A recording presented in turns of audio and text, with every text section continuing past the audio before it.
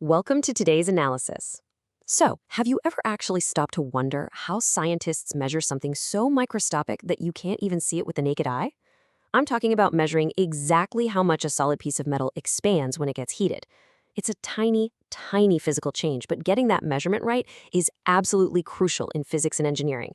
Today, we're going to look at exactly how they pull it off using a brilliant and classic piece of scientific equipment, Pollinger's apparatus. Okay, let's dive right into this. We'll be moving through 4 logical steps today. First, understanding linear expansion. Then, the anatomy of Pollinger's apparatus. Next, the galvanometer measurement method. And finally, calculating the coefficient. All right, part 1, understanding linear expansion. So, what are we actually looking for? The coefficient of linear expansion. It sounds a bit formal, but it's really just the exact change in length divided by the original length multiplied by the change in temperature. In everyday terms, it's a mathematical relationship that tells us exactly how much a material stretches for every single degree it heats up. And pinning down this exact relationship, well, that's the ultimate goal of Pollinger's entire setup. Moving on to part 2, anatomy of Pollinger's apparatus. Take a look at this blueprint. It kind of looks like a tall cylinder at first glance, right? But I want to direct your eyes strictly to that central experimental rod. You can see it placed vertically right inside the main steam chamber. This specific vertical rod is literally the star of the show. That is the exact piece of material we're going to be measuring. Let's break down the hardware we're working with here. We've got the steam chamber housing our vertical rod. Up at the very top sits a spherometer, and completing the whole shebang is a galvanometer connected in a circuit with a cell. Now, I really want to emphasize the design of that steam chamber. Notice how it has 3 very specific holes.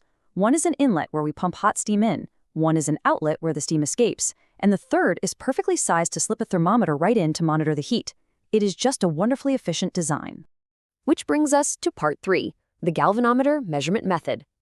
Now, what's really fascinating here is the ingenious circuit breaker mechanism they use. Look at that galvanometer connected to the circuit.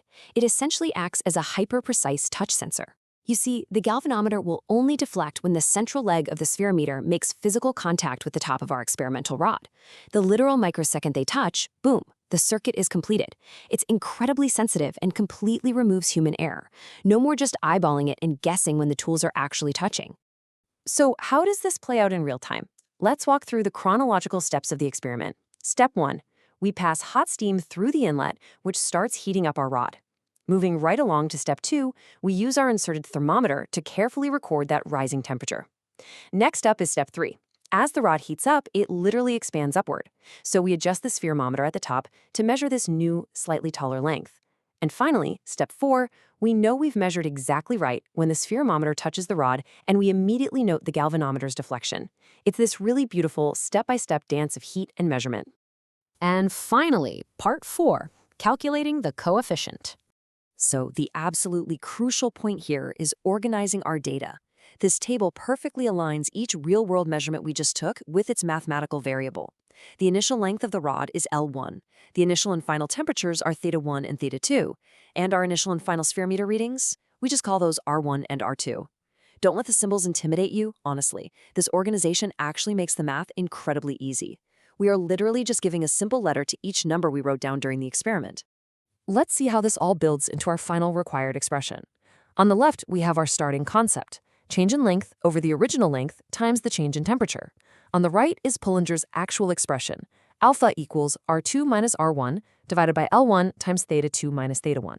If you think about it, the change in length is beautifully represented by R2 minus R1, which is just the difference in our spherometer readings. And we simply divide that by our initial length, L1, multiplied by our temperature change. And there you have it, the exact proven formula for linear expansivity. This entire setup is just a fantastic piece of laboratory science, but this physics scales up to the real world we live in every single day. So I want to leave you with this thought to chew on. If Pollinger's apparatus shows us how much a tiny thin rod expands, how much do you think a massive steel bridge expands on a hot summer day in Kathmandu? The math is exactly the same, but the scale is completely enormous. Think about that the next time you're driving over a bridge. Thanks so much for joining me on today's analysis, and keep exploring.